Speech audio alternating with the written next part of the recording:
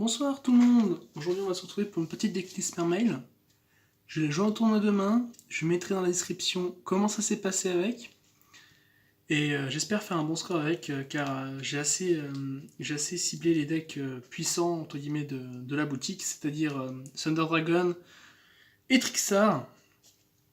C'est parti. Alors, mon but c'est vraiment d'OTK avec ce deck, c'est un Mermail second. Je m'amuse pas à faire un extra link, tout ça, parce que c'est pas terrible en ce moment, ça se passe facilement. Donc voilà, c'est vraiment le but, c'est d'aller second. Il y a quelques cartes qui peuvent nous permettre de jouer premier, mais c'est pas non plus incroyable. Voilà. Alors on va commencer tout de suite avec les monstres de niveau 8. Je joue 3 gammes à ciel, simple, efficace. Ça passe Thunder Dragon, ça te permet de faire tes combos. Ça te permet aussi de faire des X6-8 avec le monstre qui va suivre. Ça te permet aussi de gérer Trickstar assez facilement, de gérer Sky Striker aussi facilement. En effet, si jamais tu lui sacrifies ça sur son terrain, il aura un monstre et il pourra pas activer ses magies. Pendant ce temps-là, tu peux lui péter avec les Atlantéens. Donc voilà, très efficace. Un Moulin Glacia, l'autre monstre de niveau 8. Il s'invoque en ayant 5 monstres hauts dans le cimetière. Tu envoies 2 cartes de la main de l'adversaire au cimetière. C'est très très efficace. Surtout dans ce format où les gens vont beaucoup tuto. Et donc, du coup, tu peux toucher leur carte maître et après tu peux faire des X6 avec ou OTK avec. C'est vraiment très très bon. Ensuite, le world boss du deck, Abyss Megalo. C'est simple, c'est un monstre en attaque qui va te permettre d'attaquer 2 fois, avec beaucoup d'attaques puisqu'il va chercher la carte magie d'équipement qui te fait gagner de l'attaque. Aussi permet de défausser deux monstres dans ta main et ça va être très efficace pour la suite. Celui qui fait partie du tout carte combo, il permet de défausser un seul monstre pour s'invoquer, donc c'est vraiment très très efficace. Et aussi il va te chercher la dernière petite mermail qui est Sir Abyss Gun, qui elle te permet de faire tout simplement un monster event quand elle est envoyée, quand elle est défaussée. Donc ça marche sur Tongue Twister, mais ça marche sur tous les effets des mermails, bien évidemment. Et donc du coup c'est vraiment très très bien, ça te permet de faire des X6-7 très efficacement, de faire des links, ou simplement d'OTK comme un gros bourrin. Ensuite, évidemment, 3 cavaleries, seulement 2 en ultimate évidemment, parce que le troisième, je ne l'ai pas tout simplement. C'est la meilleure carte du jeu, elle permet de chercher n'importe quel serpent de mer, donc que ce soit Moulin Glacia ou Abyss Megalo. C'est vraiment extrêmement puissant, tu fais du plus en l'envoyant au cimetière, donc en fait tu vas tuto tout simplement en faisant tes combos. Un marksman, parce qu'il y a quand même pas mal de backrow en ce moment. Un seul, pas deux, j'hésite, mais un je pense que c'est suffisant. 2 infanteries lourdes de l'Atlantide pour péter les cartes face recto de l'adversaire, et il y en a pas mal, croyez-moi. Entre les protocoles, peut-être pas les Colossus, mais les links, ce genre de choses, c'est pas mal du tout, j'aime beaucoup. Et c'est aussi le deuxième effet qui va nous intéresser, c'est que lorsqu'il est sur terrain, on a le droit à une deuxième invocation normale pour un serpent de mer de niveau 3 au moins. Donc on peut normal Diva et avoir un Saryuja en 2 cartes. Ensuite, Neftalis, la deuxième partie du tout carte combo. Il meule 1 en cos, donc ça on peut pas l'annuler.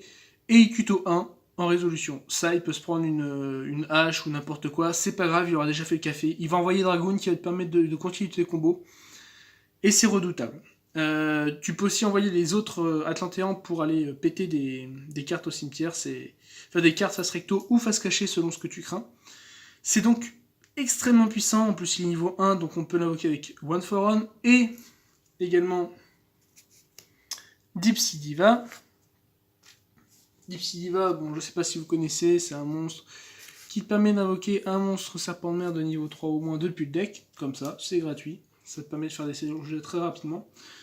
Ensuite, je joue une petite engine frog, donc 3 grenouilles démons et un crapaud samouraï, simplement pour faire des Totally Awesome à l'appel. C'est assez efficace, ça combote également très bien avec Saryuja. Oups, pardon pour la caméra, j'ai tapé dans mon installation de fortune. Ensuite, 3 haches,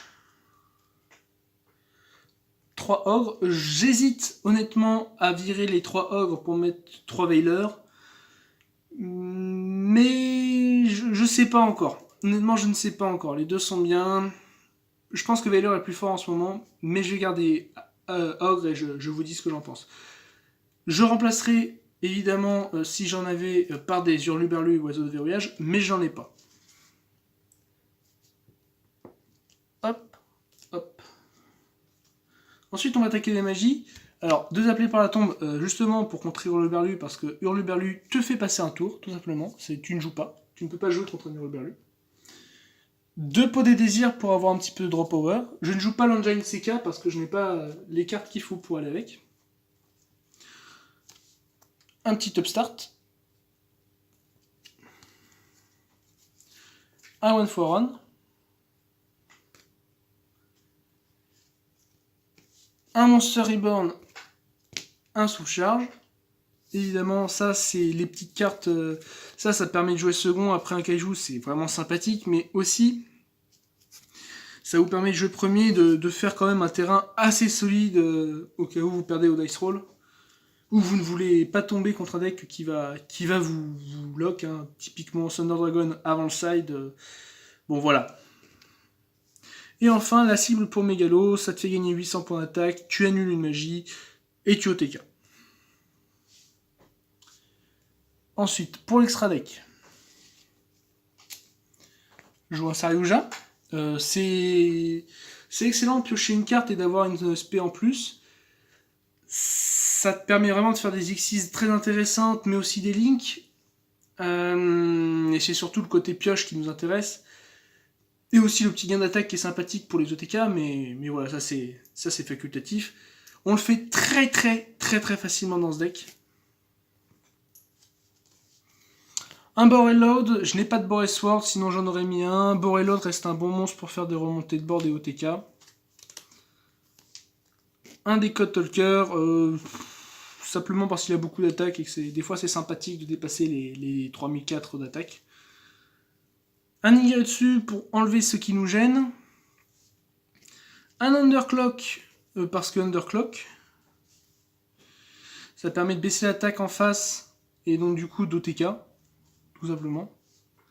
Un Don Clifford, parce qu'on utilise quand même le numéro 46.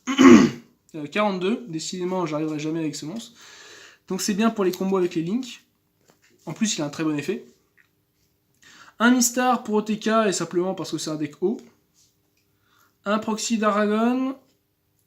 Une araignée Nier. Je ne joue pas de Linkuribo parce que j'ai pas la place. Je vais peut-être le regretter. Je pense que je virerai dans ce cas-là Decode Talker pour mettre un Linkuribo. Un numéro 38 que je fais avec Moulin Glacia et un Gamacien invoqué par Saryuja. Un numéro 42 pour faire plein de links, c'est très sympa. Un Résident des Abysses, bye bye Altergeist, bye bye Sky Striker, c'est très sympathique. Aussi, ça empêche Trixar d'utiliser son piège dans le cimetière, et c'est vachement chouette. Sans compter Thunder Dragon, évidemment. Un Bahamut Shark et 2 Todd.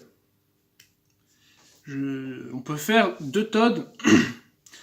2 Todd Moulin Glacia plus numéro 38 sans trop de difficultés non plus. Niveau side,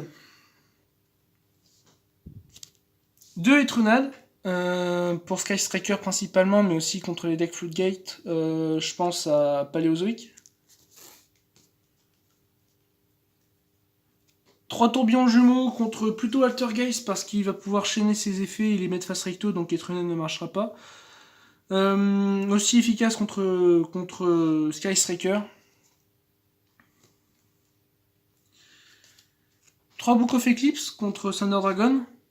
Du coup, vous flippez ces monstres, il peut rien faire contre ça. Vous pouvez tuto, envoyer vos cartes au cimetière et lui péter tous ces monstres en attaquant dessus, il va avoir du mal à remonter. Mais vu que vous voulez jouer second quand même, c'est bien de jouer Lancea, il passe son tour, il peut rien bannir, donc tout simplement il perd. Contre Altergeist et les decks comme Paléo qu'on peut retrouver maintenant 3 redémarrages rouges. Généralement, il n'aura pas de tour suivant, donc c'est pas mal. Et un petit ordre impérial quand on va aller premier contre Skystriker, c'est toujours gratuit, prenez-en, c'est bien. Très très rapidement, quelques autres engines ou cartes que vous pouvez jouer. L'engine Nimble, très sympa si vous voulez faire des Sayuja. Cependant, j'aime pas trop, j'ai l'impression de jouer avec Cigarnet, donc c'est un peu compliqué. Il y en a 3 qui sont bien, c'est Nimble Angler, est très très bien. Mais Nimble Beaver est sympa aussi, mais pas dans la main, quoi. Bien sûr, Denko Seka. Je la joue pas, mais Denko Seka est une bonne carte. Une autre araignée lien ou un Linkuribo pour faire encore plus facilement Borel Sword ou Borel Charge. Abyss Megalo peut être intéressant. Là, dans ce format, je le sens pas. Si jamais vous avez vraiment du mal à jouer second dans votre boutique ou même en méta, vous pouvez jouer Solemn Strike, c'est une alternative pas trop chère.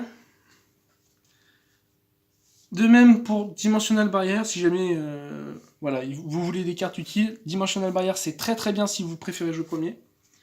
Et enfin, je l'ai mentionné tout à l'heure, mais Illusionniste se défait. Voilà. J'espère que ça vous aura plu. Je vous dis bonne fin de soirée et salut, à une prochaine fois.